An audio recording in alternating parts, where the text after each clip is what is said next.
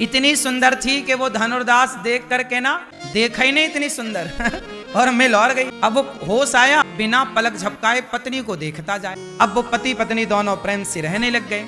लेकिन वो धनुर्दास अब इतना प्यार करता कि कहीं पत्नी को मेहमानों में ले जाए तो पत्नी के आगे आगे छाता लगा के उल्टा चलता, पत्नी को देखता हुआ। पत्नी आगे आ गया, वो उल्टा पीछे की तरफ पांव रखे देखता हुआ, पलक ना झपका कहीं। अब तो सब हंसते उस पर, सब उसका मजाक उड़ाते, कैसा पागल आदमी है, पत्नी के लिए पीछे पड़ा है, गुलाम है, जोरू का गुलाम, खूब उसको। पर वो बात पर ध्यान ना देता, तुम कहते रहो पर हमें तो प्यार है तो है।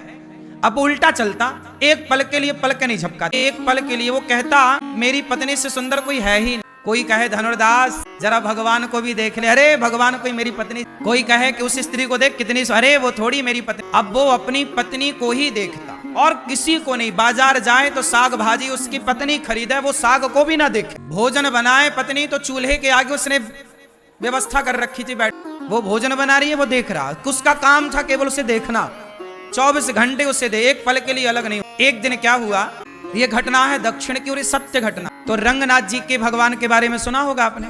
रंगनाथ दक्षिण में गोदावरी नदी के तट पर रंगनाथ जी का बहुत बड़ा, वहां रामानुजाचार्य जी रहा कर। तो एक दिन रंगनाथ भगवान की यात्रा निकल रही थी। यात्रा, रथ यात्रा नहीं होती, जगन्नाथ जी की रथ यात्रा निकल, भगवान की कोई उत्सव रहा होगा तो एक यात्रा निकल रही थी। उस यात्रा में उसकी पत्नी आई कि चलो। अच्छा, पत्नी बड़ी भक्त थी, वो समझाती पति को कि आप हमें देखते हैं, लोग हंसते हैं। अब वो गया मंदिर तो पत्नी देखे भगवान को और वो छाता लगाए पत्नी, सारे लोग भगवान को देख रहे हैं, यात्रा देख रहे हैं और वो देखे।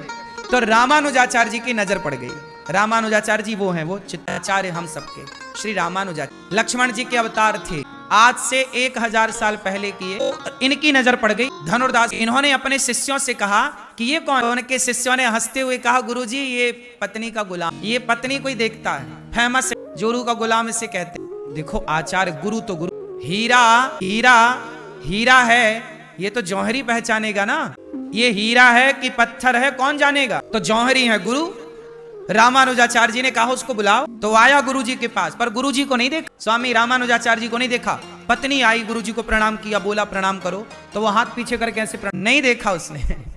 तो गुरुजी ने कहा अच्छा चल देख मत, कम से ये बता तू अपने घर में देख, कमरे में देख, अकेले में देख, तो सबके सामने ऐसे देखता है, लोग तेरा मजाक उड़ा। अच्छा, तो उसने कहा गुरुजी मेरी पत्नी बहुत सुंदर है, मुझे फर्क नहीं पड़ता कि लोग क्या कहते हैं, मैं बस देखूंगा, मुझे रस मिलता है इसे देखने, मैं इसको देखे बिना रह नहीं। शराबी का जैसे शराब का नशा है, जुआड़ी का काम ही नारी पियारी जिमे लोभ ही।